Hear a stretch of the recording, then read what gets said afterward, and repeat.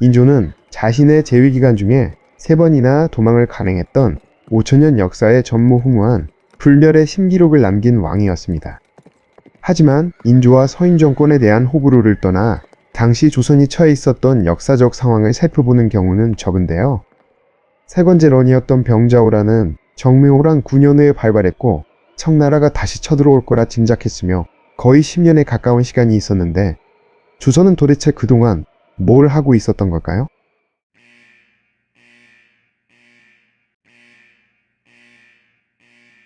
병자호란은 청나라가 명나라를 정벌하기 전 대후를 안정화하고 경제적인 문제를 해결하기 위해서 등 여러 복합적인 이유가 작용해 발생했습니다. 정묘화약 당시 불안정한 서열 정리는 양국 모두에게 불만이었고 점점 청나라의 분위기가 험악해지자 조선도 가까운 시일 내에 전쟁이 일어날 수 있다는 점을 느꼈죠. 다만 전쟁인지 화친인지 항복하는 그 순간까지도 확실히 정하지 못해 갈팡질팡하는 모습은 인조조차 답답함을 토로할 정도였지만 전쟁을 피하면서 명분까지 챙기는 그런 방법은 어디에도 존재하지 않았습니다. 어쨌든 조선은 전쟁 징후를 파악했음에도 효과적으로 대비하지 못했는데요. 우선 병력 부족부터가 심각한 문제였습니다. 여러 전란을 겪으며 병력과 인구가 감소했기 때문이었죠. 임진왜란 직전 1천만에 육박하던 인구가 700만 명 수준으로 떨어졌는데 이로 인해 병자호란 당시 청나라군을 맡는 조선국경 제일진 청복방어사의 병력이 고작 8천이 전부였습니다. 이게 얼마나 심각한 숫자냐면 선조 때 장구에 기록된 동원 가능한 전국의 총병력은 17만 2,400명이었고 광해군 때에도 장부상으론 비슷했지만 대부분 와해되고 군역을 기피해 도망가 실질적으로 동원 가능한 총병력은 6만 명 수준이었습니다. 이로 인해 병력 부족과 보충에 어려움을 토로하며 과거 시험의 마지막 문제로 낼 만큼 위기감을 느꼈는데요. 그나마 이땐 평안도와 황해도, 개성구에 분산 배치된 방어병력이 1만 9천 명은 됐습니다. 병자호란 직전 북방의 방어 상황과 비교하면 나은 수준이었죠. 국토의 황폐화와 이로 인한 토지 결수의 감소, 군량 부족, 그리고 재정 악화 문제도 심각했고 소빙하기로 인한 자연재해의 빈발과 이로 인한 농경재해 회복 지연 현상 또한 조선을 괴롭혔는데 이는 농업 생산량을 급감시켰기 때문에 농사를 근본으로 하고 있는 조선에겐 치명적이었습니다. 조선 초 163만 개 정도이던 농경지가 임진왜란 직전엔 151만 개 수준이었고 전쟁 직후엔 30만 개로 급락했으며 광해군 때엔 54만 개 정도였고 병자호란 직전에 인조 때엔 89만 개 수준이었으며 숙종 말년에 와서야 겨우 139만 개로 회복하게 됩니다. 때문에 광해군 1년 소모되는 국가경비는 세입의 거의 2배에 달했는데요. 여기에 명나라 사신의 적대와 이에 소모되는 은의 지출은 광해군 때를 통틀어 최소한 14만 량 이상으로 추정하고 있습니다. 인조 때로 이런 상황은 크게 달라지지 않았는데 집권의 정당성이 부족하고 명나라의 눈치를 보며 심사를 맞춰줘야 했기 때문이었죠. 거기다 광해군 때와 인조 때 할 거 없이 가도의 하에 눌러앉아 주변 백성들에게 온갖 폐악질을 부리며 중개무역을 하던 명나라의 부대를 지원하기 위해 군량과 물자의 보급에도 엄청난 예산이 들어가고 있었는데 이는 1년 국가 예산의 약 3분의 1이 지출될 정도였습니다. 게다가 정묘호란 이후엔 후금이 공무역이나 사무역이나 할 거 없이 거의 약탈적으로 무역을 강요해와서 재정 적자를 면하기 어려웠고 조선은 일방적으로 손해를 보기 일쑤라 불만이 많이 쌓이게 됩니다. 임진왜란 이후 안 그래도 힘든 경제 상황에서 이는 엄청난 부담으로 작용했기 때문에 항상 분쟁이 끊이질 않아 이런 관계는 오래 지속될 수 없었죠. 여기에 평화를 매개로 매년 바쳐야 하는 세패의 양이 어마무시했는데 갈수록 요구하는 양이 커져 조선의 경제는 더더욱 피폐해져 갔습니다.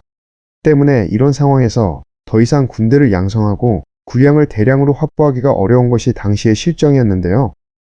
더불어 이전에 없던 상비군을 유지하는 데도 상당한 재정이 소모되었는데 문제는 이들이 직업군인이기 때문에 일회성이 아니라 고정적인 지출이 발생한다는 것이었죠.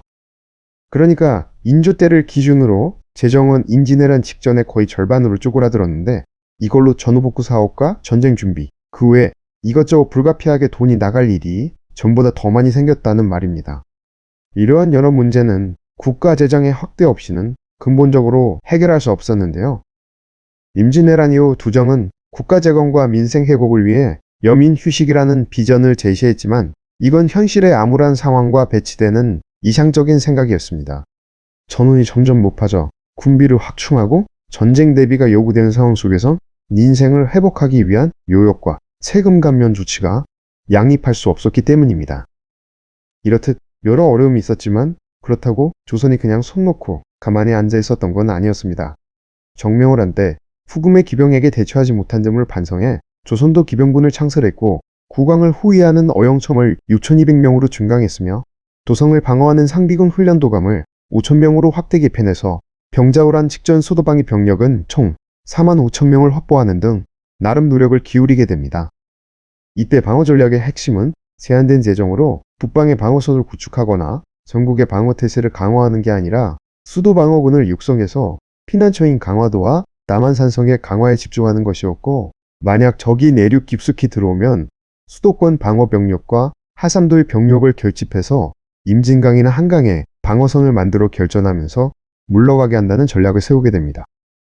때문에 이를 위해 지방군의 강화 및 신속한 동원이 필요해져서 전임 영장제를 통해 훈련하고 정비된 지방군은 나름 전투력을 보유하게 됐지만 국경 수비 병력을 증강하거나 전술 체계를 보완하는 등의 실효성 있는 대책은 상대적으로 부족했습니다. 특히 서북 변경인 청천강 이북은 전장 발발 시 제일선 전장이 될 것이 분명했는데요.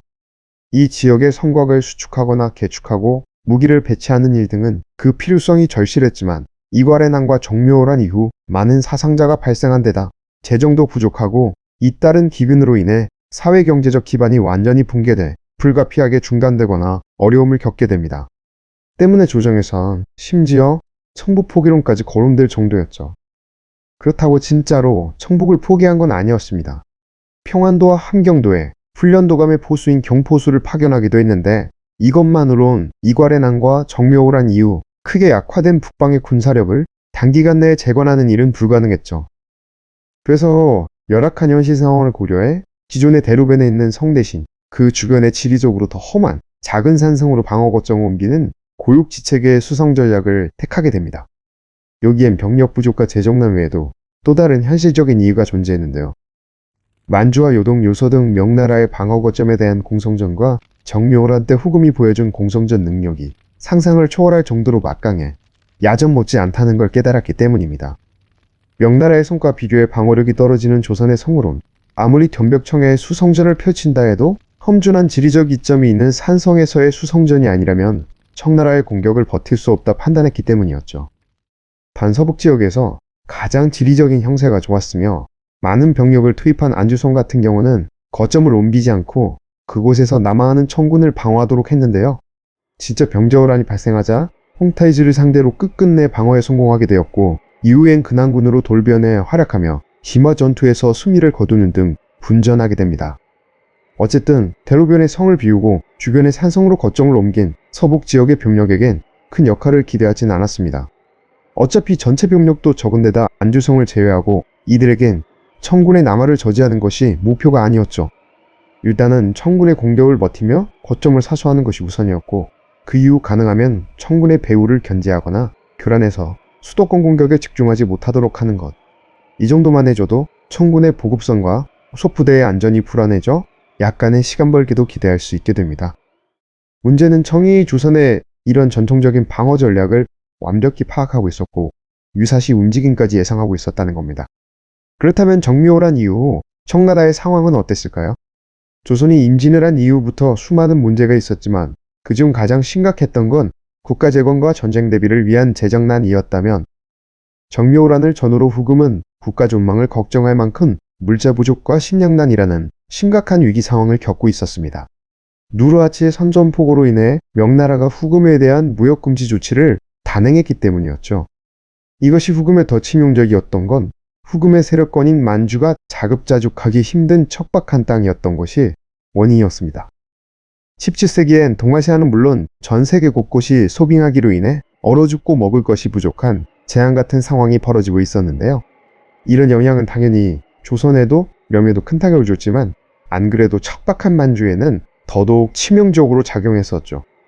여기에 더해 명과의 무역까지 단절되자 말 그대로 나라 전체가 굶어 죽을 위기에 처한 것입니다. 때문에 복속된 한족들이 후금의 차별과 식량 강탈로 인해 여러 차례 반란을 일으켰고 정묘호란이 발생한 1627년엔 사람이 사람을 잡아먹는 상황까지 발생하게 됩니다. 거리엔 도둑과 강도가 들끓었고 곡물 가격은 물론 물가가 폭등해 혼란이 극에 달했는데요. 이로 인해 대신들이 홍타의 지역에 몰려가 이 난장판을 법으로 엄하게 단속해달라며 청원할 정도였죠.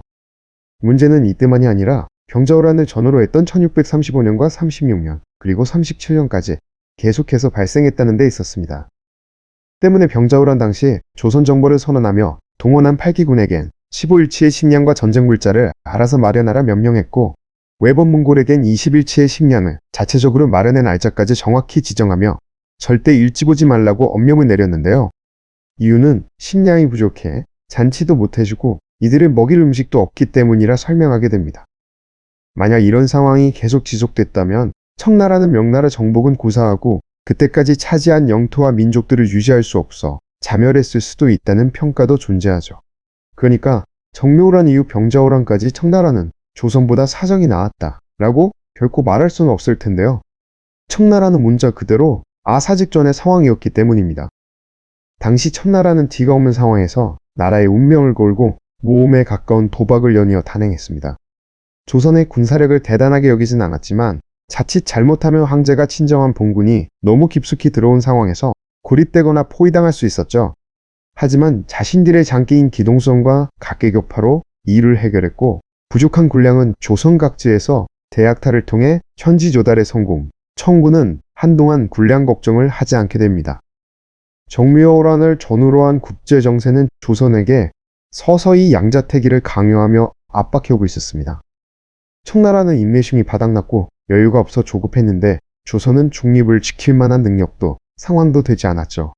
가혹한 당시의 상황에서 전쟁을 피하는 건 매우 어려웠지만 피해를 최소화할 수 있는 기회를 모두 날린 것은 분명 인조와 서인 정권의 잘못인데요. 청나라와 전면 대결에서 승산이 없다는 걸 알면서도 끝내 전쟁을 결심하고 나라의 멸망을 각오했다면 그만한 행동을 보여줬어야 했습니다. 하지만 결국 마지막 그들이 선택한 건 삼전도에서 머리를 땅에 찍는 표리부동한 항복의 모습이었죠.